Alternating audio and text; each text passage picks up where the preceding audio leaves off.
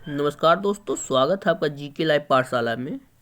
SSC GD के लिए हम लोग अंकित भाटी सर के रोजगार विथ अंकित पब्लिकेशन की बुक कवर कर रहे थे।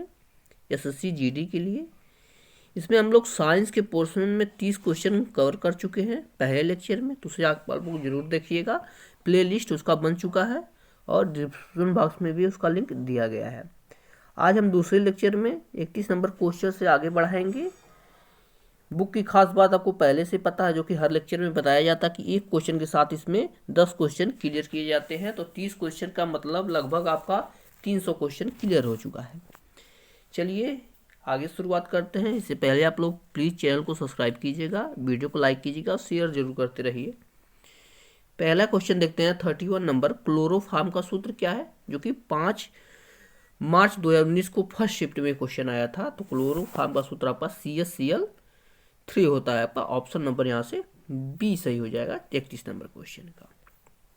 आगे देखते हैं नेक्स्ट क्वेश्चन। टीबिया किसका भाग है? तो टीबिया आपको पता है, यह एक हड्डी होती है जो कि कहाँ पाई जाती है? पैर में पाई जाती है। ऑप्शन नंबर यहाँ से डी सही हो जाएगा टीबिया।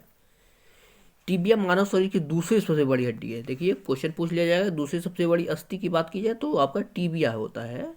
टीबिया होता है जो कि पैर के निचले हिस्से में अवस्थित होती है। मानव शरीर की सबसे बड़ी हड्डी की बात की जाए तो आपकी कौन सी होती है? फीमर होती है, जो कि पैर में ही वो भी होता है। और सबसे छोटी हड्डी की बात की जाए तो स्टेप्स होते हैं, आपको पता है, जो कि कान के ऊपर वाले हिस्से में पाई जाती है।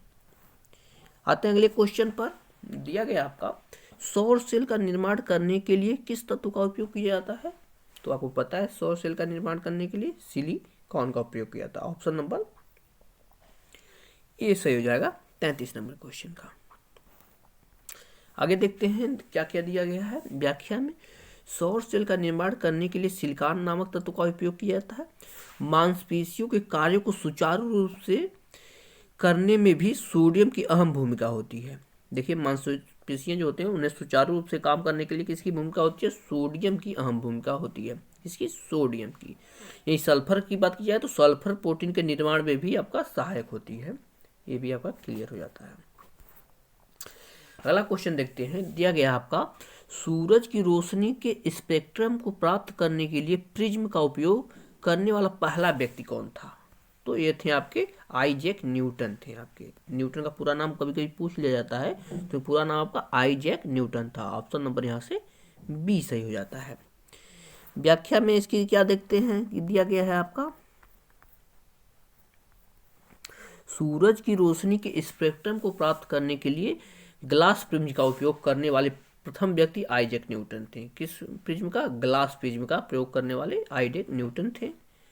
अल्बर्ट आइंस्टीन की यही बात की जाए तो उन्होंने सापेक्षा के सिद्धांत और द्रव्यमान माइनस ऊर्जा समीकरण यानी E = mc², जो कि बहुत ही फेमस फार्मूला है, इन्होंने दिया था। किसने? अल्बर्ट आइंस्टीन ने दिया था। E = mc²। आगे देखते हैं। दांतों की सड़न शुरू हो जाती है जब हमारे मुंह में पीएच होता है, यानी पीएच मान क्या होता है? कम हो जाता है या बढ़ जाता है? तो अगर हमारे मुंह में पीएच मान 5 से कम हो जाता है, यानी 5.5 जो 7 से कम हो जाता है, 5.5 हो जाता है, तो उसमें सड़न बढ़ जाती है। ऑप्शन नंबर ए यहाँ से सही हो जाता है। 5.5 से कम हो जाती है तब जब हमारे मुंह का पीएच मान 5.5 से कम होता है तो दांतों की सड़न शुरू हो जाती है। देखिए यूनिक तरह का क्वेश्चन है ये। दांतों का क्षय मुंह में अम्ल के निर्माण के कारण होता है, कारण होने वाले दांत की क्षति है। देखिए जब मुंह का, जब जानते हैं पीएच मान 7 से नीचे होता है तो अम्लीय हो जाता है, तो अम्ल का मान अगर बढ़ जाता है तो दांत में सड़न शुरू हो जाती है, अम्ल का मान बढ़ जाता है। तो आगे देखते हैं अगला क्वेश्चन। कौन सी गैस सूर्य की पराबैंगनी विकिरणों से पृथ्वी की सतह की रक्षा करती है? तो कौन सी गैसें होती है? आपके ओजोन परत होती है, जो कि समतापमंडल में पाई जाती है। भूगोल में क्वेश्चन बहुत बार पूछा गया है, ओजोन। ऑप्शन नंबर यहाँ से बी सही हो जाएगा। ओजोन गैस सूर्य की पूरा पराबैंगनी विकिरण से पृथ्वी की सतह की रक्षा करती है, आपको पता ही है। आप लोग कमेंट में बताइए कि ओजोन का मापक किसे मापा जाता है आपका। आगे देखते हैं नेक्स्ट क्वेश्चन। गैल्वेनीकरण की प्रक्रिया में लोहे पर क्या जमा किया जाता है? तो आपको पता है जस्ते की परत चढ़ाई जाती है यहाँ से। ऑप्शन नंबर ए सही हो जाएगा आपका। बहुत ही इजी क्वेश्चन और बहुत बार पूछा गया था। उस पर क्या किया जाए? जस्ते की परत चढ़ाई जाती है। गैल्वेनीकरण की प्रक्रिया में लोहे पर जस्ते का लेप लगाया जाता है। गैल्वेनीकरण या यस्द लेपन इसे बोला जाता है। एक धातु कार्बनिक प्रक्रिया है जिसमें इस्पात या लोहे के ऊपर जस्ते की परत चढ़ा दी जाती है, इससे जंग लगना रुक जाता है। तो जस्ते की परत चढ़ाने से क्या होता है, जंग लगना शुरू हो जाता है। गैल्वेनीकरण को एक नाम और दिया जाता है, कौन सा, यसद लेपन कहा जाता है। कभी कभी गैल्वेनीकरण न आकर यसद लेपन आ जाए तो आप लोग कंफ्यूज न होइएगा। अगला क्वेश्चन है आपका, तांबे के बर्तन पर हवा के संपर्क में आने पर हरे रंग का लेप किसका मिश्रण होता है? तो ये होता है आपका कापर कार्बोनेट और कापर हाइड्रोक्साइड का लेप होता है आपका। यहाँ से ऑप्शन नंबर यहाँ से ए सही हो जाएगा। कापर कार्बोनेट और कापर हाइड्रोक्साइड का लेप होता है। ये आपका 7 मार्च 2019 को सेकंड शिफ्ट में क्वेश्चन पूछा गया था। देखते हैं अगले क्वेश्चन पर आते हैं, क्या दिया गया है, इसकी व्याख्या भी देख लेते हैं। तांबे के बर्तन पर हवा का संपर्क में आने पर हरे रंग का लेप कापर कार्बोनेट और कापर हाइड्रोक्साइड के मिश्रण लगाया जाता है। वही चीज एक्सप्लेन किया है। देखिए क्वेश्चन को 2 से 3 बार बोलने का यही आशय है कि आपको यहीं पर क्वेश्चन अच्छे से याद हो जाए। अगला क्वेश्चन दिया गया है, हमारे पाचन तंत्र के किस भाग में वसा का पाचन होता है? तो वसा का पाचन आपके छोटी आंत में होती है। ऑप्शन नंबर यहाँ से बी सही हो जाता है, छोटी आंत में होती है। यही इसकी व्याख्या देखें तो हमारे पाचन तंत्र के छोटी आंत में वसा का पाचन होता है। पाचन से अग्नाशय और यकृत दोनों ग्रंथियों का संबंध है, इस बात को ध्यान रखिएगा। आगे देखते हैं, दिया गया क्वेश्चन आपका, बायोगैस संयंत्र के किस हिस्से में ऑक्सीजन की अनुपस्थिति में प्रतिक्रियाएं होती हैं? तो यह पाचक कक्ष कहलाता है, पाचक कक्ष कहलाता है। आपका ऑप्शन नंबर यहाँ से डी सही हो जाएगा। वही एक्सप्लेन भी सीधे सीधे वही लिखा गया है, तो आपको पता ही है। अगले क्वेश्चन पर आते हैं, कौन सा अम्ल आधारित संकेतक घर पर तैयार किया जा सकता है? तो यह आपका चुकंदर का रस है जो घर पर तैयार किया जाता है। आपका ऑप्शन नंबर यहाँ से डी सही हो जाएगा। बाकी मिथाइल भी नहीं होता है, लिटमस भी नहीं होता, फिनोलाफेथिन भी नहीं होता है। चुकंदर के रस से अम्ल आधारित संकेतक घर पर तैयार किया जा सकता है। आगे देखते हैं नेक्स्ट क्वेश्चन, रक्त का कौन सा घटक रक्त के थक्का बनने में मदद करता है? तो आपको पता है प्लेटलेट्स के कारण रक्त का थक्का बनता है। आपका ऑप्शन नंबर यहाँ से सी से हो जाएगा, प्लेटलेट्स के कारण रक्त का थक्का बनता है। प्लेटलेट्स रक्त के थक्का बनाने में मदद करता है। शिराओं में अशुद्ध रक्त बहता है। आपको पता है शिराएं जो ब्लड को हृदय की तरफ ले जाती है उसे शिरा बोलते हैं, और शुद्ध रक्त को जो ले जाता है उसे धमनी बोलते हैं। जो शिराएं होती हैं उसमें अशुद्ध रक्त बहता है, और जो धमनी होती है उसमें शुद्ध रक्त बहता है। वो पता ही, धमनियों में शुद्ध रक्त अर्थात ऑक्सीजन युक्त रक्त बहता है। देखिए ये भी एक्सप्लेन में कर दिया, शिराओं में अशुद्ध रक्त बहता है और धमनियों में शुद्ध रक्त बहता है। इस क्वेश्चन को याद रखिएगा, बहुत बार एसएससी में पूछा गया है। अगला क्वेश्चन देखते हैं, निम्न में कौन से वनस्पति जगत के उभयचर कहलाते हैं? तो उभयचर की जहां बात आती है तो देखते हैं ऑप्शन में क्या क्या दिया गया है। तो जो बायोफाइटा होते हैं उभयचर के अंतर्गत आते हैं। यहाँ से ऑप्शन नंबर यहाँ से डी सही हो जाएगा। बायोफाइटा वनस्पति जगत के उभयचर कहलाते हैं। वनस्पति जगत में बायोफाइटा आपको पता ही है, जो समूह होता है उसके जो होते हैं वनस्पतियां सभी उभयचर के अंतर्गत आती हैं। थैलोफाइटा वनस्पति जगत सबसे बड़ा समूह, आपको पता है बहुत बार पूछा गया कि वनस्पति जगत का सबसे बड़ा समूह कौन सा है? तो यहाँ पर थैलोफाइटा है, सबसे बड़ा समूह है। बात को ध्यान रखिएगा। यही आगे दिया गया आपका, आवृत बीजी समूह के पौधे में बीज फल के अंदर होता है। देखिए बहुत से फल होते हैं जिसमें बीज फल के अंदर होता है, तो उस कौन से होते हैं? आवृत बीजी समूह के अंतर्गत वो आते हैं। इस बात को ध्यान रखिएगा। अगला क्वेश्चन देखते हैं, दिया गया आपका, चुंबकीय क्षेत्र रेखाएं खींचने के लिए किस उपकरण का प्रयोग किया जाता है? तो आपको पता है कंपास का प्रयोग किया जाता है। आपका ऑप्शन नंबर यहाँ से डी से हो जाएगा, कंपास का प्रयोग किया जाता है। आपको पता है हमेशा आपका कंपास जो है उत्तर दक्षिण की दिशा दिखाती है। आगे देखते हैं, चुंबकीय क्षेत्रों में रेखाएं खींचने के लिए कंपास का प्रयोग किया जाता है। आगे देखते हैं क्या दिया गया है, वोल्ट मीटर एक मापक यंत्र है। आपको पता है वोल्ट मीटर क्या है? मापक यंत्र है। वोल्ट मीटर किसी परिपथ में किन्हीं दो बिंदु के बीच विभवांतर मापने के लिए प्रयोग किया जाता है। सीधे सीधे क्वेश्चन दिया जाता है, विभवांतर किसके द्वारा मापा जाता है? तो वोल्ट मीटर के द्वारा मापा जाता है। क्वेश्चन सीधे सीधे पूछ जाता है, कभी कभी घुमा के पूछता है, तो आप लोग कंफ्यूज न होइएगा। पहले क्वेश्चन को देखते हैं। दिया गया आपका विद्युत मापी विद्युत ऊर्जा की माप करने के लिए प्रयुक्त होता है। विद्युत मापी प्रायः किलोवाट घंटा में कैलिब्रेटेड होते हैं, ये भी आपको याद रखना है। अगला क्वेश्चन देखते हैं। निम्न में से कौन सा प्रकाश के प्रकीर्णन का उदाहरण नहीं है? तो आपको पता है तारों का टिमटिमाना जो है वह प्रकाश के प्रकीर्णन का उदाहरण नहीं है। यहाँ से आपका ऑप्शन नंबर डी सही हो जाएगा। यही व्याख्या इसकी देखें तो तारों का टिमटिमाना प्रकाश के प्रकीर्णन का उदाहरण नहीं है। तो किसका उदाहरण है आपका? तारों का टिमटिमाना प्रकाश का वायुमंडलीय अपवर्तन के कारण होता है। तो वायुमंडलीय अपवर्तन के कारण तारे टिमटिमाते हैं, इस बात को ध्यान रखिएगा। यहाँ से आपका ऑप्शन नंबर डी सही हो जाएगा। कलर इसका चेंज कर लेते हैं पेन का, थोड़ा सा हम लोग ऐसा कर लेते हैं। हाँ, आइए क्वेश्चन को आते हैं। दिया गया आपका निम्न में से किसमें 4 कक्षीय हृदय पाई जाती है? तो जो दिया गया समूह, इसमें से जो मगरमच्छ है इसमें के हृदय में 4 कक्ष होते हैं। आपका ऑप्शन नंबर यहाँ से बी सही हो जाएगा। मनुष्य के हृदय में भी 4 कक्ष होते हैं, आपको पता ही है। आपका ऑप्शन नंबर बी सही हो जाएगा। यही इसका व्याख्या देखते हैं, तो देखते हैं क्या क्या दिया गया है। मगरमच्छ में 4 कक्षीय हृदय पाए जाते हैं। मछली के हृदय द्विवेशमी होते हैं। मेढक के हृदय में 3 कक्ष पाए जाते हैं। देखिए तीनों का यहाँ क्लियर किया है। मेढक के हृदय की जहाँ बात की जाए तो इसमें 3 कक्ष पाए जाते हैं। मछली में आपके 2 कक्ष होते हैं और बाकी मगरमच्छ में 4 कक्ष होते हैं। 2 निलय 2 आलिंत, आपको पता ही है। आगे देखते हैं नेक्स्ट क्वेश्चन।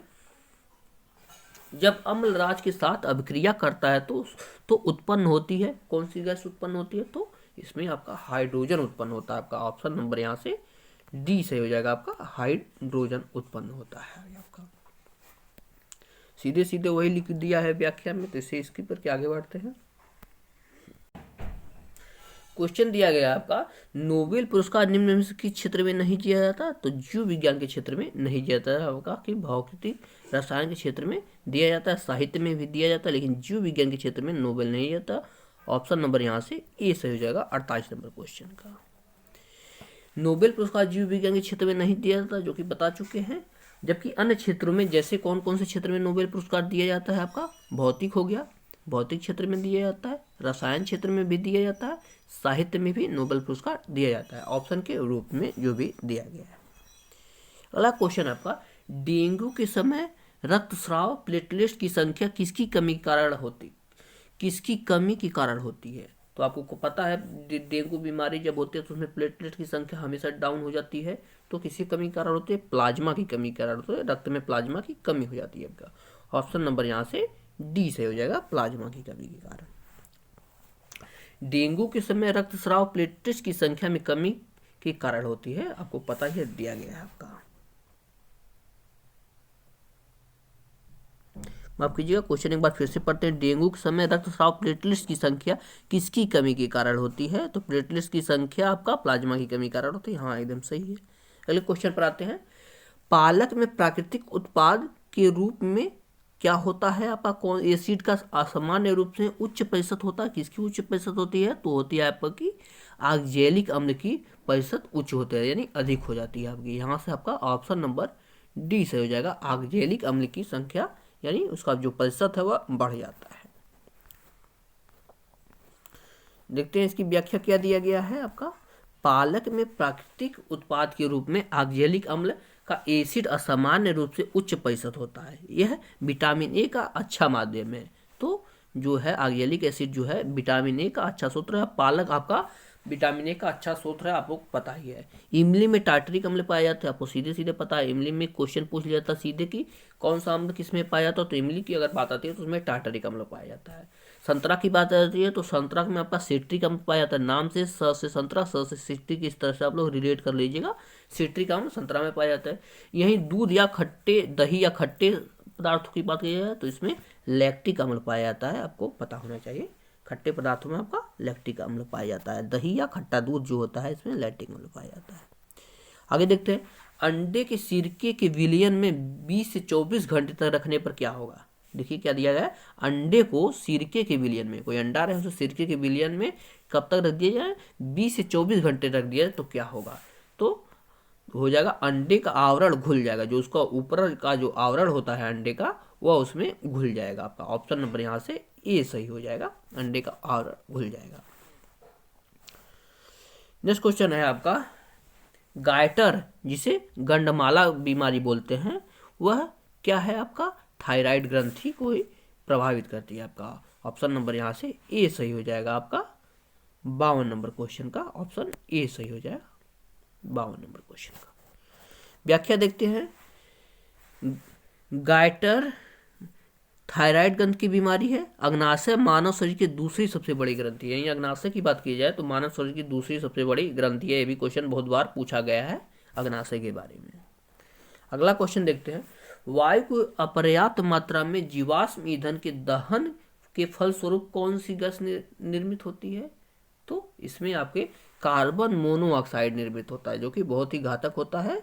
कौन सा गैस निर्मित होता है आपका, कार्बन मोनोऑक्साइड उत्सर्जित होता है। वायु की अपर्याप्त मात्रा में जीवाश्म ईंधनों के दहन के फलस्वरूप कार्बन मोनोऑक्साइड निर्मित होता है। ये मीथेन गैस की बात की जाए तो मीथेन गैस धान के खेत और जानवरों की जुगाली के दौरान निर्मित होता है। जो धान के खेत होते हैं वहां से कौन सी गैस निकलती है, मीथेन गैस निकलती है। और जो जानवर होते हैं जो जुगाली करते हैं, जिसे आम बोलचाल की भाषा में पगुरी बोलते हैं, अगर वो करते हैं तो उसमें कौन सी गैस निकलती है, आपका जुगाली करते हैं तो उसमें मीथेन गैस निकलती है। कौन सी गैस निकलती है, मीथेन गैस निकलती है जानवरों की जुगाली करने पर। यही कार्बन मोनोऑक्साइड गैस पौधे के श्वास क्रिया में के दौरान ग्रहण करते हैं। यही कार्बन मोनोऑक्साइड है जो है तो दिन में पौधे ग्रहण कर लेते हैं। इस बात को ध्यान रखिएगा। अगला क्वेश्चन दिया गया आपका, सौर सेल किस प्रकार कार्य करता है। ये आपका 8 मार्च 2019 को पूछा गया था थर्ड शिफ्ट में। तो सौर सेल की यही बात आती है। तो ये है आपका सौर ऊर्जा को विद्युत ऊर्जा में परिवर्तित करता है। आपका ऑप्शन नंबर सी में दिया गया है। क्या करता है, आपका सौर ऊर्जा को विद्युत ऊर्जा में बदलता है आपका सौर सेल। जाहिर सी बात है। अगला क्वेश्चन है आपका, जठर अम्ल के द्वारा पेट में स्रावित होता है। तो जठर अम्ल जो है किसके द्वारा पेट में स्रावित होता है, तो सही जवाब आपका ऑप्शन नंबर ए सही हो जाएगा, पार्श्विक कोशिकाओं के द्वारा स्रावित होता है। आपका ऑप्शन ए सही हो जाएगा 55 नंबर क्वेश्चन का। जठर अम्ल पार्श्विक कोशिकाओं द्वारा पेट में स्रावित होता है। यही पेप्टिक कोशिकाएं छोटी आती है, ऊपरी हिस्से में होती है। तो पेप्टिक कोशिकाएं कहाँ पाई जाती है, छोटी आंत होती है, उसके ऊपरी हिस्से में पेप्टिक कोशिकाएं पाई जाती है। नेक्स्ट क्वेश्चन देखते हैं, मनुष्य में आमतौर पर गुणसूत्रों के जोड़ों की संख्या कितनी होती है। तो आपको पता है 23 जोड़े गुणसूत्र पाए जाते हैं मनुष्य में, 23 जोड़े पाए जाते हैं। आपका ऑप्शन नंबर यहाँ से बी से हो जाएगा 23 जोड़े। मनुष्य में आमतौर पर गुणसूत्रों के जोड़ों की संख्या 23 होती है। गुणसूत्रों को मानव के आनुवांशिक गुणों का वाहक माना जाता है। तो आनुवांशिक गुणों का वाहक किसे माना जाता है, गुणसूत्रों को माना जाता है। अगला क्वेश्चन देखते हैं, पारिस्थितिकी के निर्माण में शामिल होते हैं। तो पारिस्थितिकी निर्माण में कौन कौन भाग लेते हैं, तो इसमें आपके जीवित जीव और भौतिक जो है कारक भाग लेते हैं। यहाँ से आपका ऑप्शन नंबर सी से हो जाएगा 57 नंबर क्वेश्चन का। इन व्याख्या के लिए अगले पेज पर आते हैं। क्या दिया गया है आपका, पारिस्थितिकी के निर्माण में जीवित जीव और भौतिक कारक शामिल होते हैं। पारिस्थितिकी तंत्र जीवमंडल में एक सुनिश्चित क्षेत्र धारण करता है। बात को ध्यान रखिएगा। अगले क्वेश्चन को देखते हैं, सभी सजीव जीवों को वेक्टर कब 1969 द्वारा प्रस्तावित प्रणाली के तहत समूहों में वर्गीकृत किया गया। तो सभी मुख्य रूप से पूछने का यही मतलब है कि सभी जीवों को कितने समूहों में वर्गीकृत किया गया है, तो इसको 5 समूहों में वर्गीकृत किया जाएगा। आपका ऑप्शन नंबर डी यहाँ से हो जाएगा, 5 समूहों में वर्गीकृत किया गया है। यह इसकी व्याख्या देखते हैं, किसने किया था, विक्टेकर ने किया था, 1969 में किया था। सभी समूहों को 5 वर्गों में विभाजित किया था। अगला क्वेश्चन देखते हैं, अम्लीय एवं क्षारीय तत्वों के निर्धारण के लिए हम लिटमस पत्र अथवा किसका उपयोग करते हैं, तो हम लिटमस पत्र के अलावा हल्दी का उपयोग करते हैं। आपका ऑप्शन नंबर यहाँ से डी सही जाएगा 59 नंबर क्वेश्चन का। सही जवाब ऑप्शन डी सही हो जाएगा। अम्लीय एवं क्षारीय तत्व के निर्धारण के लिए हम लिटमस पत्र अथवा हल्दी का उपयोग करते हैं, वही व्याख्या में लिख दिया गया है। अगले क्वेश्चन पर आते हैं। प्रजनन में अंतर्हित भिन्नता लैंगिक प्रजनन और किसकी विफलता के कारण होती है? तो यह आपका डीएनए की कॉपी के कारण होती है। ऑप्शन नंबर यहाँ से ए सही हो जाएगा, डीएनए की कॉपी के कारण होती है। व्याख्या वही सीधे सीधे दिया है। अगले क्वेश्चन पर आते हैं। स्थलीय पारिस्थितिकी में हरे पेड़ पौधे सूर्य के प्रकाश की ऊर्जा का लगभग कितना % ग्रहण करते हैं? तो मात्र आपका 1% ग्रहण करते हैं। ऑप्शन नंबर यहाँ से डी से हो जाएगा, 1% ग्रहण करते हैं। यह है आपका 9 मार्च 2019 को सेकंड शिफ्ट में क्वेश्चन पूछा गया था। यही इसकी व्याख्या की बात करें तो नेक्स्ट पेज पर आते हैं। स्थलीय पारिस्थितिकी में हरे पेड़ पौधे जो है सूर्य के प्रकाश का लगभग 1% ग्रहण कर लेते हैं। अगला क्वेश्चन देखते हैं।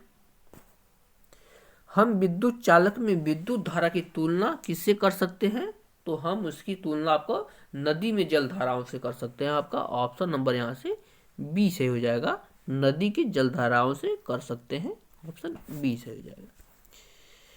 अगले क्वेश्चन को देखते हैं, क्या दिया गया है? दिया गया है एक यंत्र जिसका उपयोग परिपथ में विद्युत धारा को मापने के लिए किया जाता है, क्या कहलाता है? आपका एमीटर कहलाता है। एमीटर के द्वारा विद्युत परिपथ में धारा को मापा जाता है। आपका ऑप्शन नंबर यहाँ से डी से हो जाएगा आपका एमीटर।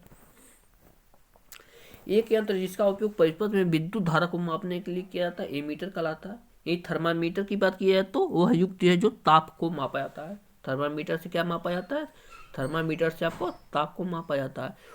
ओम मीटर की बात किया जाए तो विद्युत प्रतिरोध मापा जाता है। ओम के द्वारा विद्युत प्रतिरोध मापा जाता है, आपको पता ही है, ओम मीटर विद्युत प्रतिरोध मापा जाता है। यही जायरोस्कोप की बात की जाए तो इससे कोणीय स्थिति को मापा जाता है। जायरोस्कोप के द्वारा कोणीय स्थिति को मापा जाता है। इस बात को आप लोग ध्यान रखिएगा। स्वाद में खट्टे खाद्य पदार्थों की प्रकृति होती है, तो स्वाद में खट्टे पदार्थों की प्रकृति जो होती है अम्लीय होती है। आपका अम्लीय होती है। आपका ऑप्शन नंबर यहाँ से डी से हो जाएगा। खट्टा जो है वह अम्लीय होता है। आपका ऑप्शन नंबर डी से हो जाएगा। अगला क्वेश्चन देखते हैं, क्या दिया गया आपका। कैटेनेशन का गुण किसमें सबसे अधिक आसानी से प्रबल होता है? तो यह आपका नाइट्रोजन में सबसे अधिक प्रबल होता है। आपका ऑप्शन नंबर यहाँ से डी से हो जाएगा। 65 नंबर क्वेश्चन का ऑप्शन डी से हो जाएगा। इसकी व्याख्या नेक्स्ट पेज पर देखते हैं। कैटेनेशन का गुण कार्बन में सबसे अधिक आसानी से प्रबल होता है। सिलिकॉन पृथ्वी पर ऑक्सीजन के बाद सबसे अधिक पाया जाने वाला तत्व है। पृथ्वी पर सबसे अधिक तत्व कौन सा पाया जाता है? ऑक्सीजन पाया जाता है। दूसरे नंबर पर आता है आपका सिलिकॉन आता है। दूसरे नंबर पर सबसे अधिक पाया जाने वाला तत्व आपका, तत्व की बात किया जा रहा है, ताकि गैसों की बात किया जा रहा है। ध्यान रखिएगा, तत्व जो है इसकी बात किया जा रहा है, तो आपका सिलिकॉन है। आगे देखते हैं। गंधक हल्के पीले रंग का स्वाद रहित और गंध रहित ठोस पदार्थ है। तो गंधक में कोई भी स्वाद न होता है, न कि गंध होता है, ठोस पदार्थ है आपका। आगे देखते हैं। जैव निम्नीकरण माने जाने वाले पदार्थ कौन से हैं? तो इसमें जैविक प्रक्रिया से निम्नीकृत किए जा सकते हैं। आपका ऑप्शन नंबर यहाँ से सी सही हो जाएगा। जैविक प्रक्रिया के द्वारा निम्नीकृत किए जा सकते हैं। ऑप्शन सी से हो जाएगा 66 नंबर क्वेश्चन का। आगे देखते हैं नेक्स्ट क्वेश्चन। स्वाद में कड़वे खाद्य पदार्थों की प्रकृति कैसी होती है? तो कड़वे पदार्थ जो है आपके क्षारकीय होते हैं, यानी क्षारीय होते हैं। आपका ऑप्शन नंबर यहाँ से बी से हो जाएगा। 67 नंबर क्वेश्चन का सही जवाब। अगला क्वेश्चन देखते हैं। पौधे में प्रकाश संश्लेषण प्रकाश ऊर्जा को कौन सी ऊर्जा में परिवर्तित करता है? तो प्रकाश संश्लेषण जो है प्रकाश ऊर्जा को रासायनिक ऊर्जा में परिवर्तित करता है। आपका पौधों की बात की जाती है। सौर सेल की बात की जाए तो आपका सौर ऊर्जा को आपका रासायनिक ऊर्जा में बदलता है, विद्युत ऊर्जा में बदलता है, लेकिन ये सीधे सीधे सौर ऊर्जा को, प्रकाश ऊर्जा को रासायनिक ऊर्जा में बदलता है पौधे का संश्लेषण। अगला क्वेश्चन देखते हैं, क्या दिया गया है आपका। रोग पैदा करने वाले सूक्ष्म जीवों को नष्ट करने और दूध की वैधता को बढ़ाने के लिए किस प्रक्रिया का उपयोग किया जाता है? या देखिए सीधे सीधे या तो क्वेश्चन पूछ जाता है दूध को अधिक देर तक सुरक्षित रखने के लिए क्या किया जाता है, तो उसका पाश्चुरीकरण किया जाता है। ये क्वेश्चन कई तरह से घुमा से पूछता है आपका। ऑप्शन नंबर यहाँ से सी से हो जाएगा, दूध का पाश्चुरीकरण किया जाता है। और क्वेश्चन बहुत बार पूछा गया, इसे इंपॉर्टेंट लिखकर चलिएगा, ये क्वेश्चन बहुत बार पूछा गया है पेपर। यही इसकी व्याख्या की बात की जाए तो देखते हैं अगले पेज पर क्या व्याख्या किया गया है इसका। आप कीजिएगा, थोड़ा ये अच्छे से पीडीएफ नहीं बन पाया है। नेक्स्ट क्वेश्चन को आप लोग, चलिए ठीक है, एक पेज थोड़ा गड़बड़ हो गया है, इसे हम लोग एक बार 70 नंबर क्वेश्चन ठीक से पढ़ देते हैं। आप लोग ध्यान रखिएगा, एक क्वेश्चन को थोड़ा दिख नहीं रहा लेकिन हम पढ़ रहे हैं। किसी सफ़ेद कपड़े में लगा करी का दाग, देखिए करी का दाग बात किया है, साबुन लगाने पर लाल भूरे रंग में बदल जाता है, क्योंकि साबुन की प्रकृति कैसी होती है। देखिए आपको नहीं दिखाई दे रहा अच्छे से लेकिन हम पढ़ दे रहे हैं। तो पूछा गया है जो करी का दाग है वो आपका लाल भूरे रंग में बदल जाता है, तो साबुन की प्रकृति क्या होती है, तो साबुन का प्रकृति आपका क्षारकीय होती है। आपका ऑप्शन नंबर यहाँ से सी सही होगा, क्षारकीय होती है।